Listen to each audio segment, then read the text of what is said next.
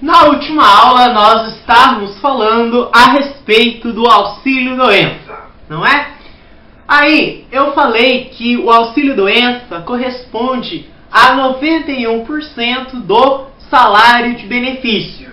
E eu disse que, normalmente, via de regra, a carência requerida, a carência exigida é de 12 contribuições mensais.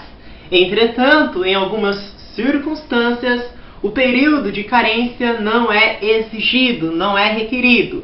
Quais são essas circunstâncias em que o período de carência não é solicitado? Em duas circunstâncias. A primeira circunstância é quando ocorre um acidente.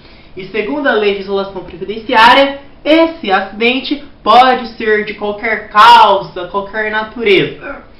E a outra circunstância é quando nós temos uma doença ocasionada, quer seja pelo trabalho, quer seja uma doença especificada pela lista elaborada pelo Ministério da Saúde e Previdência Social, tá?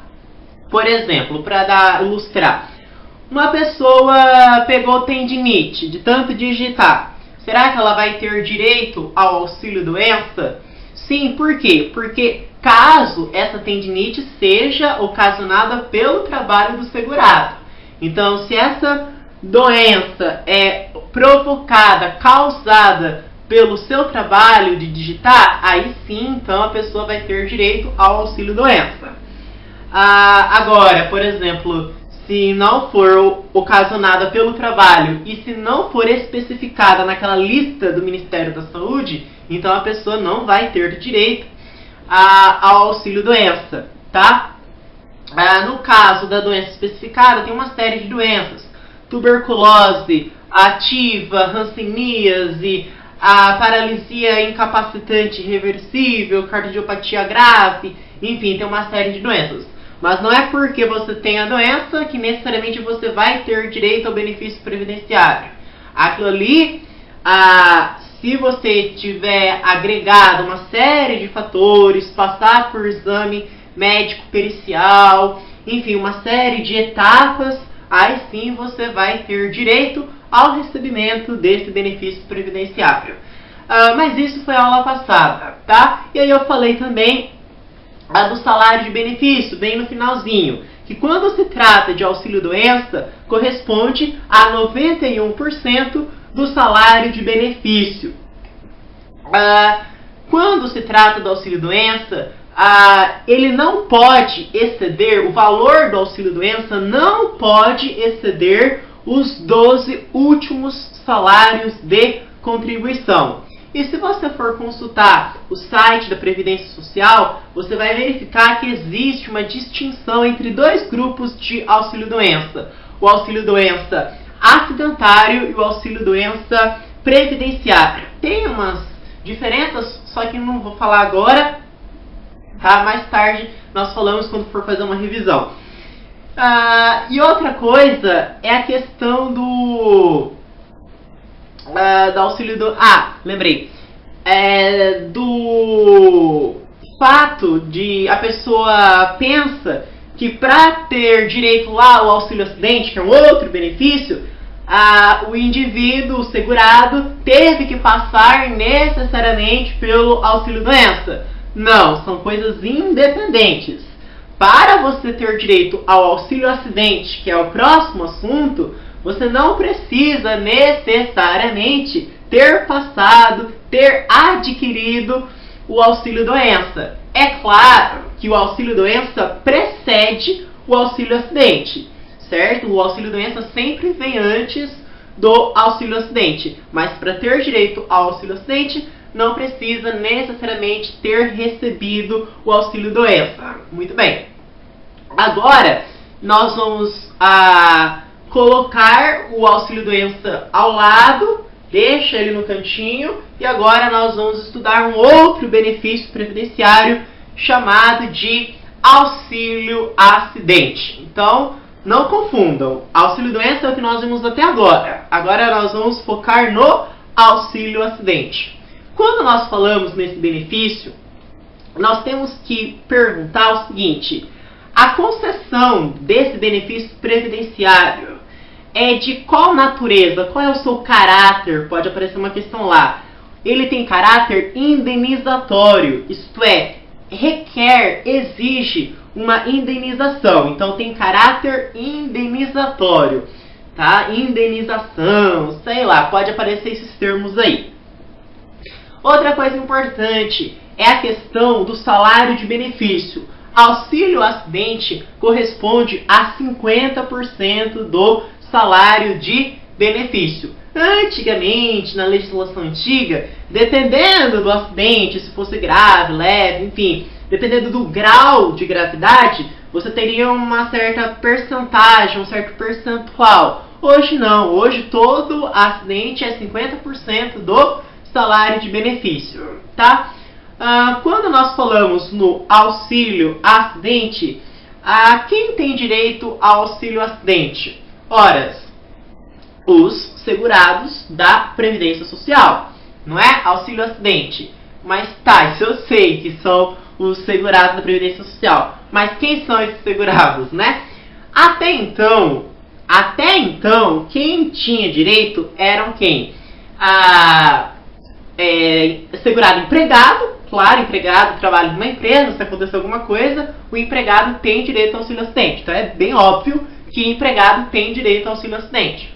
Só que além do empregado, o trabalhador avulso também tem direito ao auxílio acidente. Quem são os trabalhadores avulsos? São aqueles que trabalham com atividade portuária, trabalham em portos, né? Estivador, carregador, né? Que trabalha em áreas portuárias, são classificados como trabalhadores avulsos. Também aquelas pessoas que ensacam café, cacau, também são ditos trabalhadores avulsos. Segurado especial. Quem são os segurados? Quem é o grupo do segurado especial? São os produtores rurais, pescadores artesanais. Também têm direito ao auxílio acidente. Entretanto, com a lei complementar a 150, que é super atual, né, do ano passado agora, a empregada doméstica também adquiriu o direito ao auxílio acidente. Como diz o professor Hugo Góes, até então ela tinha direito ao acidente, brincadeira, né? Agora ela tem direito também ao auxílio acidente. Então, resumo da ópera. Quais são os segurados que vão ter direito ao auxílio acidente? Segurado empregado, trabalhador avulso, segurado especial e agora, mais recentemente, empregada doméstica, tá? A empregada doméstica também adquiriu o direito ao salário família, que até então não tinha, mas deixa aí de cantinho, tá? Então nós falamos quanto ao auxílio acidente, o seu caráter indenizatório, que ele corresponde a 50% do salário de benefício. Falamos quais são os segurados que vão ter direito: segurado empregado, trabalhador avulso, segurado especial e empregada doméstica.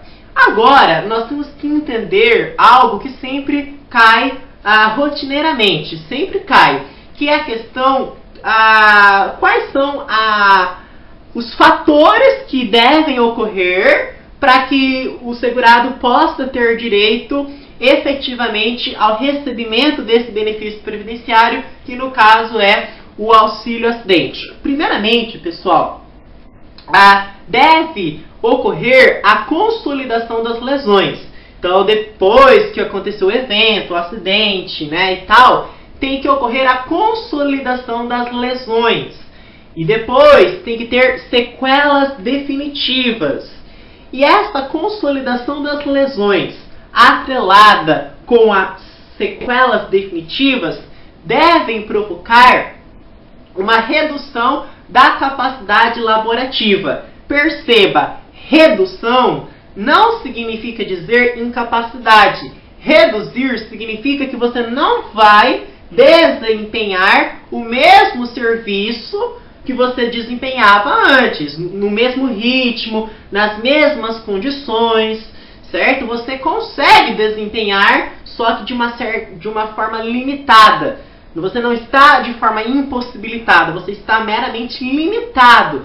Então, se você tinha um ritmo elevado, agora você vai ter um pouco mais baixo. Então, é a questão da redução da capacidade laborativa. Eu não estou falando em incapacidade, eu estou falando de uma redução. Reduzir não significa dizer que você não vai conseguir mais desempenhar aquela atividade. Porque a partir do momento que você não tem mais condições de exercer uma atividade, aí você não vai ter direito ao auxílio acidente. Você já vai ter direito à aposentadoria por invalidez, porque você já não consegue mais desempenhar aquele ofício, aquela atividade habitual, e aí você aposenta por invalidez.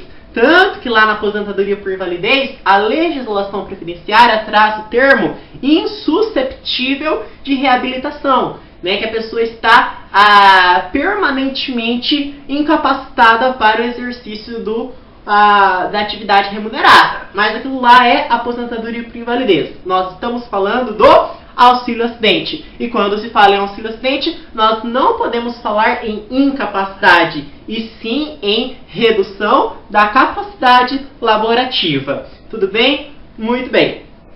Além disso, deixa eu dar uma olhada aqui. Então nós falamos, né, essa questão dos segurados que fazem parte, empregado, trabalhador avulso, especial e empregada doméstica, está no artigo 86. Não precisa saber, mas eu estou falando aí por via das dúvidas, tá? Bom, deixa eu ver. Calma aí. Mas a outra coisa, então vamos falar aqui. Então, auxílio acidente. Primeira coisa, caráter indenizatório. Depois, eu esqueci de falar que o auxílio... Não, eu falei que o auxílio acidente corresponde a 50% do salário de benefício. Falei quem são os segurados que têm direito. Falei da consolidação das lesões. Falei das sequelas definitivas. Falei da redução da capacidade laborativa. Outra coisa, quem tem direito ao auxílio acidente passa por exame médico pericial. Já são 6 coisas. Outra coisa importante é a questão da carência. Será que auxílio acidente exige carência? Bom, auxílio acidente, pessoal, ele não exige carência. Então, se aparecer auxílio acidente independe de carência, sim, independe de carência, tá? E claro, a redução da capacidade laborativa. Então não tem muito mistério, tá? Auxílio do acidente é isso daí, tá? Bom, muito obrigado.